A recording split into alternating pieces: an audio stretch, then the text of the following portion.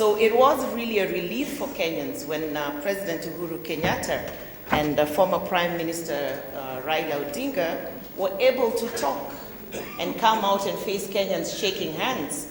It was a total relief. It was, for some people, unbelievable, but then it changed the trajectory for Kenya at that point. At least the tension eased, at least the two divides were able to talk, and there was some sort of reconciliation going on at that stage. So the two of them identified 9 issues that they thought ailed Kenya and that were cause of constant wrangles and constant chaos and tension. And they set up a task force, which they call the Building Bridges Initiative Task Force, to look into these issues, consult with Kenyans, and report back on their findings. So basically, that's what happened. And the BBI report that was released last week were reporting from their consultations, which they claim they had with more than 7,000 Kenyans across the place, a lot of institutions, and they say they had very, very wide engagements across the country. And therefore, they say their report actually reflects the will of Kenyans and what Kenyans would like to see. So I'll just briefly highlight what is in this report. The first part is that they dealt with is national ethos. In trying to come up with a national ethos, we are looking at a common vision, common values, common goals as a Kenyan people.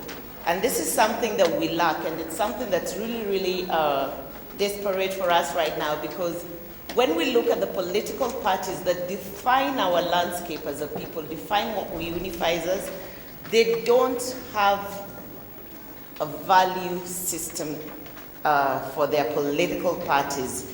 Political parties are identity-based, they're ethnic-based, but none of them have real values, and their manifestos actually just rot away. I do not think they're used as a strategic plan for implementation of the political party ideals. And then as a nation, as a people, we also have, we don't have unified goals or visions, despite locating values in Article 10 of our Constitution. They seem to be mere words that are not given any real concentration, and therefore we do not have those values as our values as a people. What the BBI report suggests in terms of creating a national ethos and values is to have the National Archives renamed the National Office of Official Historian and National Archive Service. And they would like this entity to have the mandate to write out or rewrite the history of Kenya, going back as far as 1,000 years. I do not know who they'll find to give them evidence what was happening 1,000 years ago. But yes, that's what they suggest, that we go back 1,000 years, rewrite our history, hoping that when we rewrite our history, it will unify us. I fear, though, that this may just see us even collate and cocoon further in trying to say this narrative doesn't write it well for our people, favors X or Y, but well, that's a suggestion in the report. They also suggest that we replace Boxing Day, rename Block Boxing Day the 26th of December, our National Cultural Day. I don't know whether just changing names is going to work for Kenyans, because I think we really need to have traction with real ideas and real activities. Just making a name, making a day. I know Kenyans and public holidays, it's a day to go out and drink and do nyama choma. We will not even celebrate the issue of the day. So making a day, changing a day for me is neither here nor there, but that's a suggestion in the report. They suggest further that we promote respect for elders, make ethics a compulsory subject in schools, encourage volunteerism so that our children learn how to give back to society and learn how to engage with a sense of charity and a sense of not having to get back for what you do. Transfer ethics mandate from the East Ethics and Anti-Corruption Commission to the NCIC, and empower the NCIC to be able to actually do more on ethics in terms of asking people to declare their wealth, public integrity measures, and civic education on those issues. Link lessons on nationhood to rites of passage. This kind of tries to introduce that when we have our rites of passage, whatever forms they take, whether it's circumcision or whatever other things we do, we should be teaching people values that promote a sense of Kenyanness in us, our responsibilities, our rights, what it takes to be a Kenyan, what goes with being a Kenyan. So that this is linked to rites of passage, and therefore, as young men and women graduate into adulthood, they graduate with a sense of Kenyanness in them. And then they also suggest that there should be improved implementation of the provisions of the Leadership and Integrity Act. And I couldn't agree more, because I think what really ails us as Kenyans is lack of implementation of laws that actually exist. I do not think we need much more law to get where we are going. We need more implementation. The other issue that the BBI team looked at is responsibilities and rights. And they actually recognize that indeed our Constitution at Chapter 4 has the Bill of Rights well set out. And Kenyans are very, very good at claiming and clamoring for their rights. But they say what Kenyans fail at is responsibilities. And we all know rights go with responsibilities. So there's a challenge there in terms of people want their rights, but they do not want to be responsible. They do not want to pay their taxes, they do not want to obey the laws, they just don't want to do anything, but they want their rights. So they recommend that one, we have a charter of citizens' responsibilities, hoping that in this charter we'll set out what we need to do. But won't this just be like another law, which we do not implement, which we disregard? I'm not so sure. Continuous and widespread civic education, I think this is a good idea. If we can take up civic education as a serious issue as Kenyans, civic education is very, very good for empowering people, spreading knowledge, and actually giving people the power to take control of systems. Because if I know, I can demand, I can assert. So civic education is very, very useful, very, very powerful. An interesting suggestion coming across is that cabinet secretaries and permanent secretaries be forced to use the facilities that they administer. So that if you're a minister for education, your kids must go to a public school. So that then you experience what you're using and what you're doing.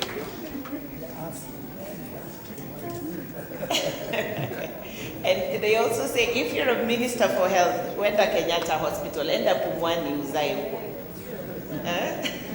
That's what they are suggesting. I think that's a powerful suggestion that would make me, if I am in charge, ensure that those facilities are up to scratch, are up to standard, so that if I end up there, nitahudumiwa vile nataka. So that is one suggestion which I think is very powerful and something we really need to find a way of pressing in and implementing. Then they also say that parenting does not come inherently. Parenting has to be learned, that we have failed in our parenting role as parents, and we need to develop a curriculum on how to be a good parent. Very innovative, very interesting. I thought I just become a parent and I just learn on the job, but wanasema tufundishwe kuwa wazazi. So that's going to be there. And then they say there should be a mandatory 6-month volunteer program of service for 18 to 26-year-olds. I think this is akin to what NYS was trying to do for pre-university students at some time. And they're thinking if we have a service-oriented youth coming up, they will grow up to be more responsible as they go forward. So that's also a suggestion in the report. Then the next issue that the BBI covered was ethnic antagonism and competition. In this bullet, they again talk about curriculum. So you see most of their suggestions are going back to grassroots kind of top-up, bottom-up kind of approach where we start with our youth, we start with our children and teach and inculcate. So they're asking that we teach children in Kenyan schools about the diversity of our culture, the diversity of the people of Kenya, so that there's a broad appreciation of our difference and diversity as Kenyans, and respect for one another and our difference as well. And they also suggest that boarding schools do admit 50% of their enrollment from outside of the county where they're located, so that we get to mingle and kind of learn and kind of appreciate that there's a lot of difference within us.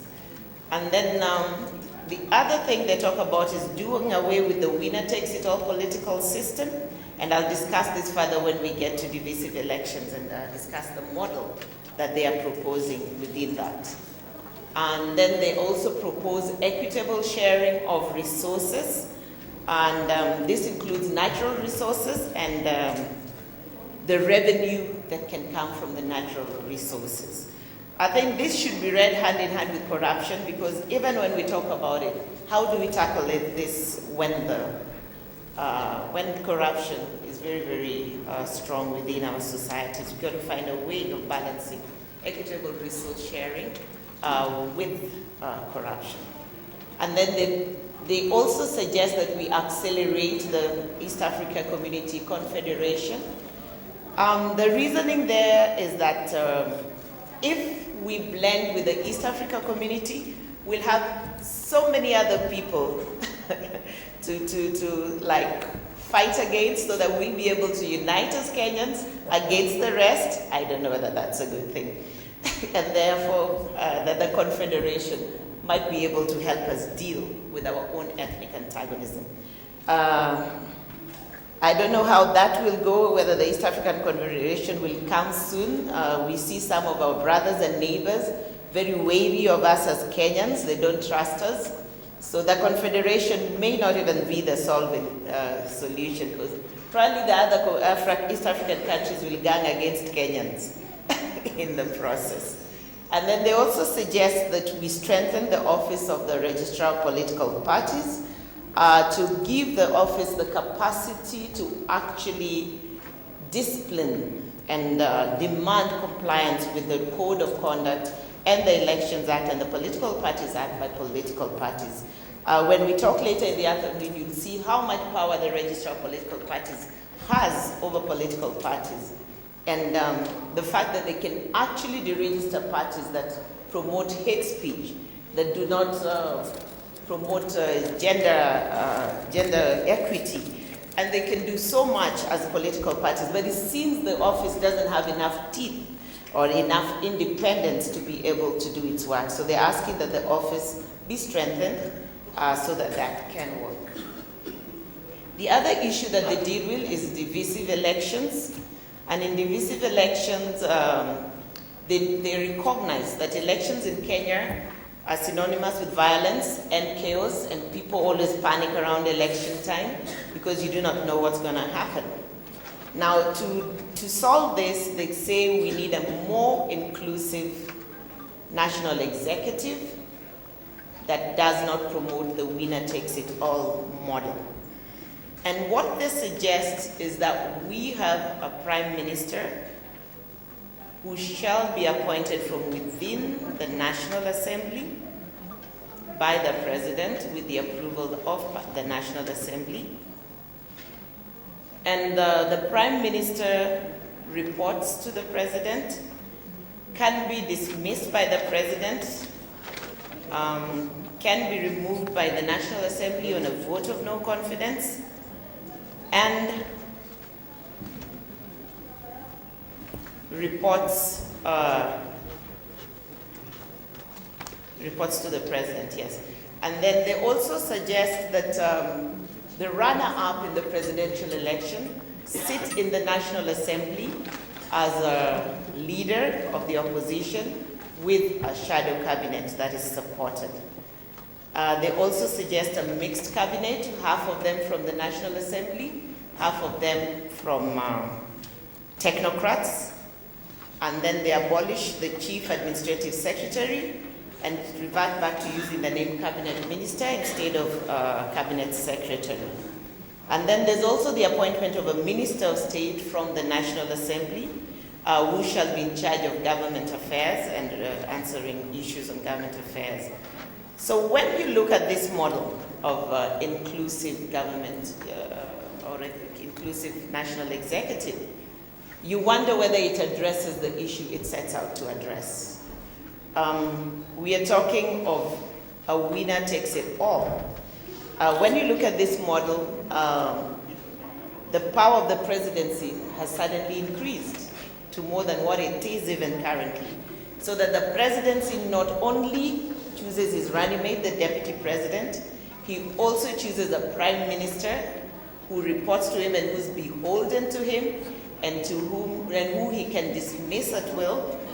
And we're just creating a monster, if I may use the word. We created a monster. So we are just creating a new, much more powerful presidency than we even have as current. And how powerful will this prime minister be when he's a member of the National Assembly, earning like his fellow MPs in the National Assembly, sitting with them in the, I don't know. And between the prime minister and the cabinet minister, who has more powers? It's just not adding up. It's just not cutting the cloth. I think we are not getting it right at all. Making the runner-up a leader of opposition in the National Assembly, junior to the prime minister, junior to the cabinet ministers. I don't know. And we are giving more seats to the party that will win the election, because they will not only have the presidency, they will also have a prime minister, they'll have a minister of state. I don't know. I don't know what we're creating around the winner takes it all. But these are discussions I hope we'll be able to have over the next 2 or so days as we continue this discussion on the proposals that are coming across. And in the afternoon, I'll be able to tell you what proposals we had coming from NDC1 and from the CDCs, and we'll counter them against these proposals that are in the BBI reports. They also talk of free, fair, and transparent nominations and elections, and of course that recognizes that a good election starts at nominations at party level, so political parties also have a role to play in giving us free, fair, and transparent elections. And then they also add the retention of all the 290 constituencies and affirmative action seats. This totally contradicts what we said earlier, and again I'll be talking about that in the afternoon. Then towards divisive elections, they also ask for some radical reforms in the IEBC. They recognize that there's very little trust amongst Kenyans for the IEBC, and they notice, or they opine that we cannot go into the next election with the current IEBC commissioners as constituted, and that we need a new team in place before we can go into the election. They suggest that the new team of commissioners be appointed on a fluid model of the IPPG team that was appointed way back. And they suggest that party leaders of parliamentary political parties, so the parties that are represented in parliament, will, through their party leaders, meet and by consensus come up with a team of proposed commissioners for the IEBC and send the names to the president for appointment. Now, I do not know what this is trying to solve, because then this means that the commission is totally a political outfit, if you think around it. The commission will be a total political outfit that's beholden to its party leaders or leaders of choice, even though they say that the people they choose should have no affiliation with any political party, but by the time you're being appointed by a political party leader, they must have some affiliation with you, I'm certain. But that's what they say. So it's a very interesting scenario. I do not know how it will work out. But as far as I'm concerned, it's taking away the IEBC from the people back to political parties, And I think that is disempowering us as a people. The current model we have has a lot of religious leaders sitting in that body, and they have been a voice of reason in terms of coming up with a team of commissioners for the IEBC. And I think that's a scenario we really need to fight for to maintain in terms of who chooses our commission for elections. They also suggest that the chair of the commission does not have to be a lawyer going forward. It can be anyone with over 15 years of management experience, so that they are able to just lead. And they also suggest that the chair of IEBC becomes the CEO of IEBC as well, to avoid the conflict that we saw in the last election between the CEO and the chair of the commission. They suggest that all current senior officers at IEBC be vetted before they can continue in office, and that any staff of the IEBC be placed on a 3-year renewable contract, but renewable only once. And then that returning officers and other officers that man election booths be appointed only once. No one should be able to run more than one election, and their appointment be subjected to public participation. So those are the interesting issues coming out of divisive elections over there.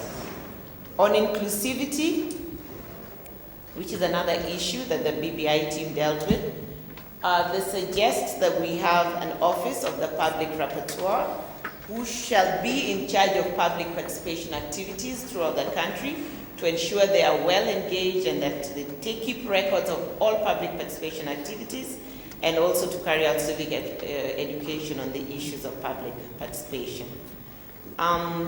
They also say we need to reduce the power of certain cartels who use their corruptly obtained funds to put certain people in power in Kenya so that they can continue their corrupt ways and therefore continue excluding a majority of Kenyans. So they say there's a real need to reduce cartels who have captured our country, our economy, and our politics. They also suggest the use of private recruitment firms to recruit for public service. This is to avoid bias and the marginalization of certain groups who cannot get jobs in the public service as of now, or that's what Kenyans say. For further inclusivity, they say we should establish an appeal court for the Kadhi's court so that people who go to the Kadhi's court have an avenue to appeal decisions made at the lower court, which currently does not exist. And then they say another issue in inclusivity is citizenship. Dual citizenship has become a hurdle. You suddenly realize you're not a Kenyan, and yet the Constitution provides for it. So they're saying all hurdles towards dual citizenship should be removed so that we move on as an inclusive one people. The other issue that the report deals with is shared prosperity. And in shared prosperity, they say for there to be prosperity, there must be wealth. We cannot be sharing a cake that has been eaten up. So we need to make the cake bigger. Or we need to bake the cake all over again. I think there's even no cake in existence right now. So they say we need an economic revolution in Kenya if we are going to grow. Otherwise, there's no prosperity to share. There's no wealth left in Kenya. We need an economic revolution, and we need to really think outside the box. We need to deconstruct all our thought processes. And instead of being a country that just imports and imports, we need to start thinking as a country that can export. We need to engage in manufacturing. We need to engage in copyrighting our native and cultural artifacts that are being copied by China and brought back to Kenya to us right now. We need to find a way of being the exporter and not just a consumer of foreign goods, which therefore needs foreign currency to be able to keep afloat. So they're saying we really, really need to deconstruct, think outside the box, and expand our markets and expand our manufacturing and industrialization. In fact, one of the problems people say is Kenyans provide more for the foreigner than for the local. so that you'll find that if hawkers want to sell their wares out here, watachapwa, watafukuzwa, sindio? They'll be thrown away. Yet we can give acres of land to export promote something zone, isn't it? Who are those? They are foreigners. Ni kweli? Lakini hatuwezi tenga hata hapa kasoko ya wamama wauze bidhaa zao. So who are we working with? Who are we working for? Those are the things they're talking about, that we really need to rethink our economy and grow it and find a way of doing this. They also suggest things like flat tax rates so that compliance is higher than when I need to declare a tax on my earnings, and also tax holidays for new and small businesses. Or they also suggest elimination of sitting allowance for parliamentarians na watu wengine who earn more sitting allowance than their salary. That's obnoxious, isn't it? Ni kweli. Okay, yes. Then the other issue that they tackle is corruption.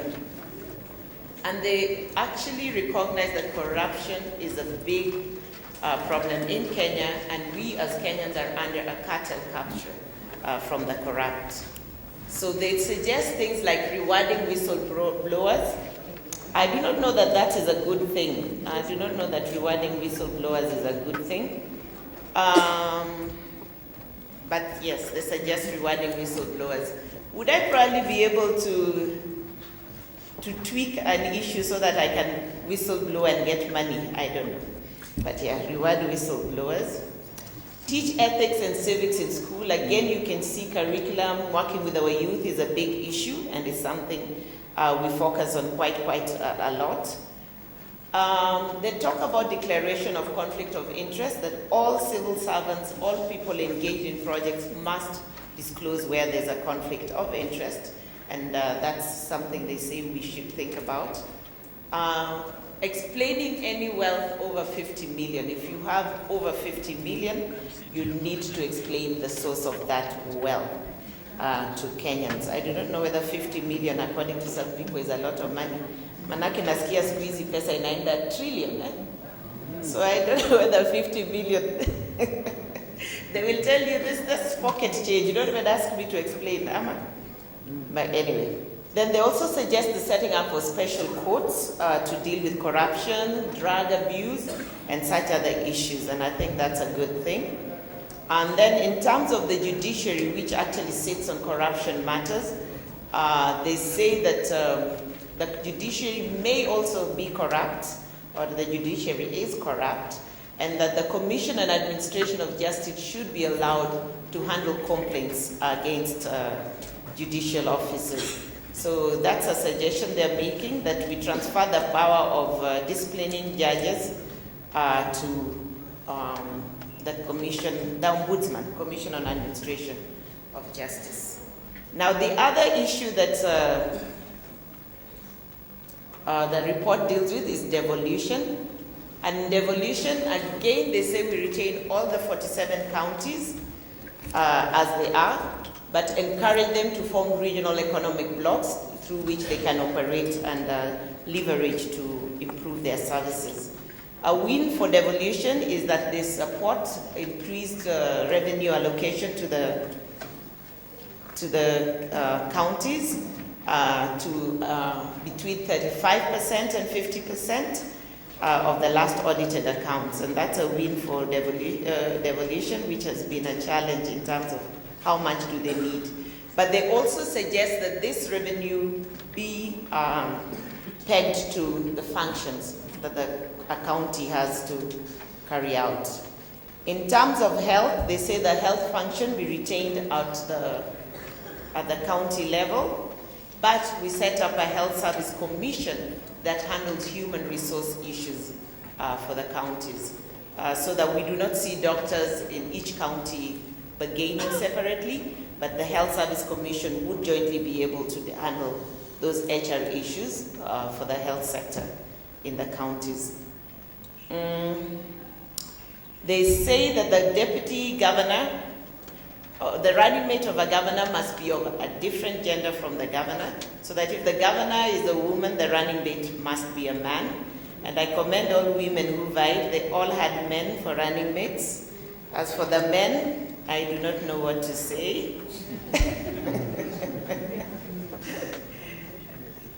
Yeah, they didn't have met. And I do not know why this provision cannot be even at the presidential level, where we would require that the president's running mate be of opposite gender. It is time. Wamama oye! Ah, tuko hapo, tuko ndani.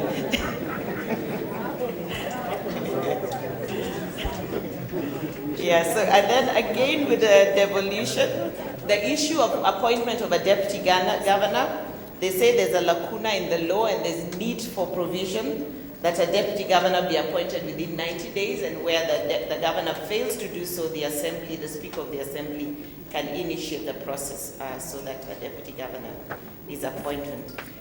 They also make provision for wards. They say at least 15%, 30% of the development funds in a county should be devolved to the wards, so the wards can actually be given funds to develop. So that's another suggestion. And what else comes up with that? Oh, they also say we should, when we're talking about the health sector, develop a patient's bill of rights. They say patients wanahudhuriwa sana mahospitali by the hospitals because we see people being detained for bills. We see a lot of misdiagnosis where unaambiwa uko na cancer and you don't have cancer, and then you start chemotherapy, you get broke, but you're not even sick, and then you get sick. So all those issues are there. And even issues of courtesy and care to patients. There are reports that certain hospitals were very, very rude to people who are brought under emergency. Kama una insurance, wanakuambia mbona umepita ile hospitali ingine as you come here, and they do not admit you. So they ask for a patient's bill charter going forward, Bill of Rights.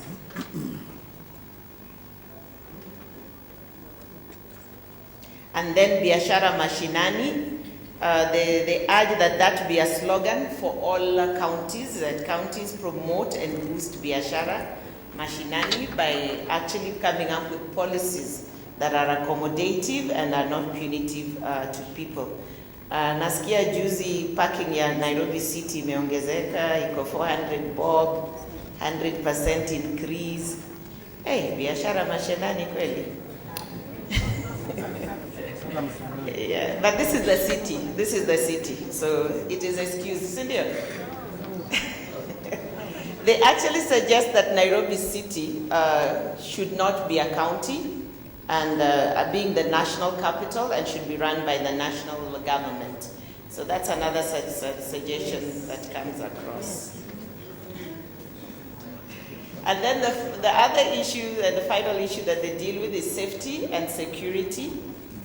And in safety and security, they say that all Kenyan lives matter, and all Kenyan safety and security should be treated the same way and equally, and investigated the same way with the same might, so that if I die in Mathare, or if I die in Kibera, or if I die in Dandora, they should take it as seriously as if I die in my house in Lavington.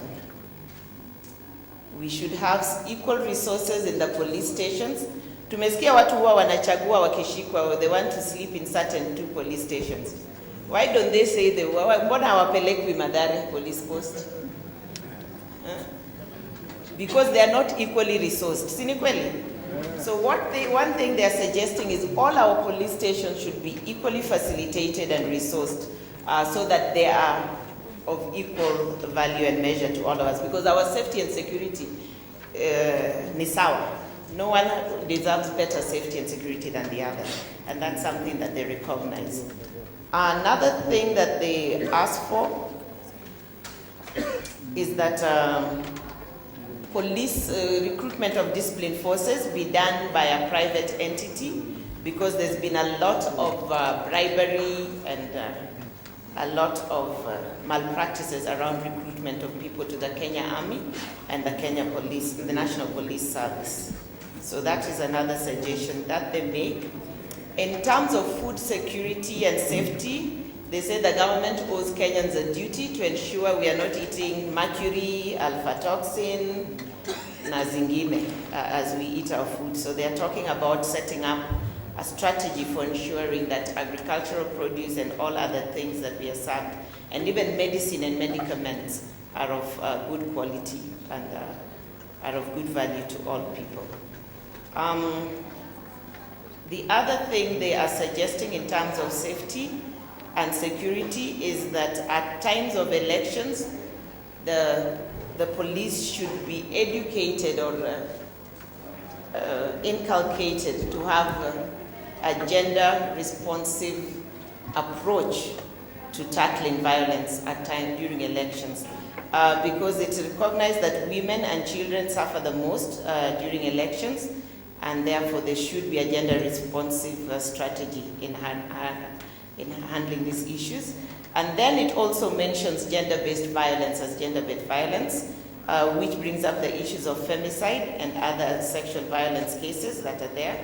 And policing and preventive measures against these should actually be taken up.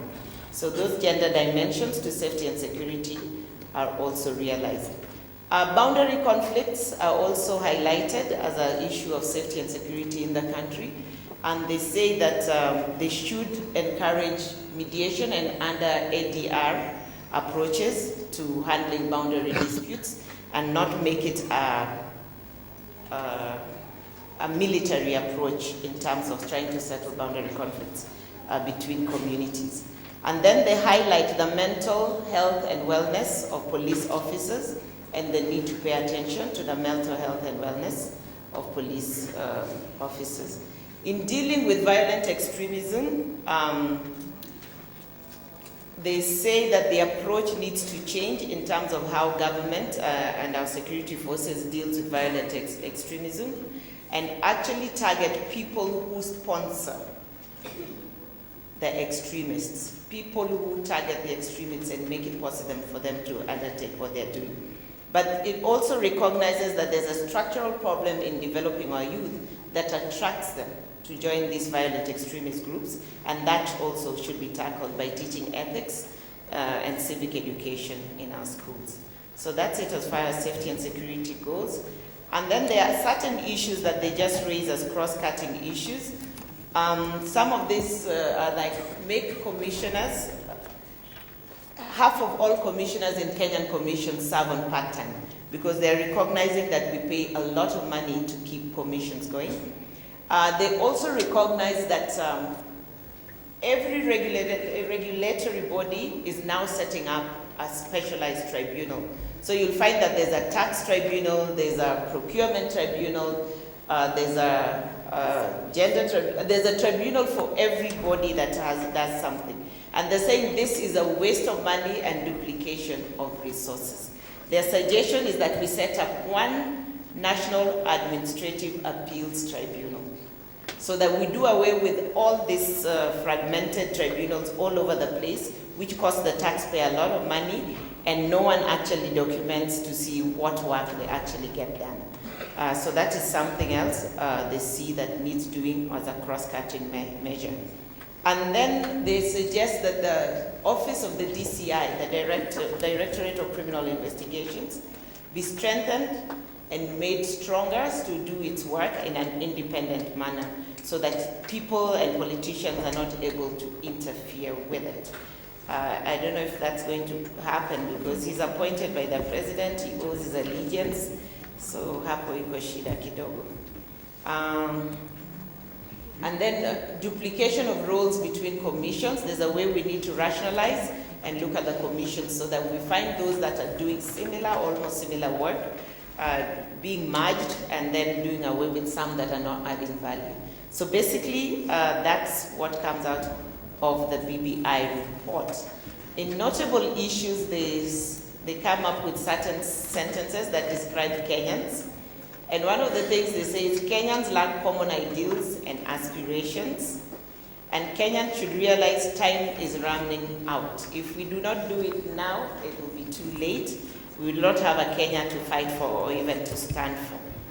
Kenyans do not trust their leaders, institutions, and systems. Kenyans disrespect the law at all levels. All Kenyans disrespect the law at all levels. And in Kenya, there's no tomorrow, only today. Ni leo tu. Nipe zangu niende. I don't care about tomorrow. And then Kenyans must nurture and promote its talented citizens. We are not nurturing, we are not supporting our talented citizens. I was so proud to see our young lady footballers lift the trophy in TZ the other day. It was very, very encouraging to see girls, because no one even knew Akiwa Kenya. Did we even know they had gone for the tournament? Until trophy likuja, sindio? Because it was girls. If it was Harambee Stars, hapo nimewacha hapo hivyo hivyo. Then they say the Kenyan family is in a crisis and we are suffering a failure of parentage. Are we guilty as charged? Me, I'm not. And then we must bake a bigger national cake and stop focusing on sharing a small one. We need to expand our economy, and then we'll have enough for all of us. Our Kenyans feel let down by their leaders in all spheres of life. Kenya has a leadership crisis. Kenya has a leadership? I don't think so. We have leaders here, and they are leading us. And if we allow the right people to lead us, the problem with Kenyans is we have the democratic right of choice to choose our leaders, and we make the same mistakes year in, year out, and come back here to weep and cry. We have the power of choice, but what will we do come another election? Choose the very, very same people we do not trust. The very same people we are saying have put us in a crisis. We will choose them. And indeed, some Kenyans have said we will not vote because what's the point? And then public service in Kenya is a favor, not a right. Public service in Kenya is a favor. Hiyo ni kweli? Is that constitutional? We need to put a stop to that, senior. And then Kenyans are insensitive to persons living with disabilities. We are all guilty as charged. Yes. We are very insensitive. I met a lady the other day who was telling us how she was trying to campaign to get into parliament. And she was not born disabled. She was actually a member of parliament and had an accident during her term in parliament and became paralyzed and sits on a wheelchair. And she said when she went to ask for votes, people were talking very negatively and saying, who can elect her? In her language, the word is very derogative, like something that can't walk. Who can elect something that can't walk? That's very derogative, isn't it? So Kenyans, we are very insensitive to people with disabilities and not realizing we can all be disabled 1 minute from now. So we need to be very sensitive and make this part of our culture.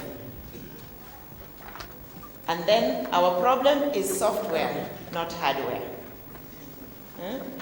Our problem is our attitude and behavior rather than our environment. Tumekubali? Impunity, disregard for the law, we don't care, selfishness, that is our problem. Greed, and then most injustices in Kenya are swept under the carpet. How many reports do we have in some shells? Mingi sana. And we just put them. We do the report, we finish. I hope religious leaders, this will not sit on a shelf. I hope we'll take this to the end. And then Kenyans feel insecure in their daily lives, whether in public spaces or private spaces, even in our homes. Kenyans feel very vulnerable to crime and violence from strangers and relatives. Those are some of the notable issues they note around Kenya. And ladies and gentlemen, that is an overview of the BBI report. Thank you very much.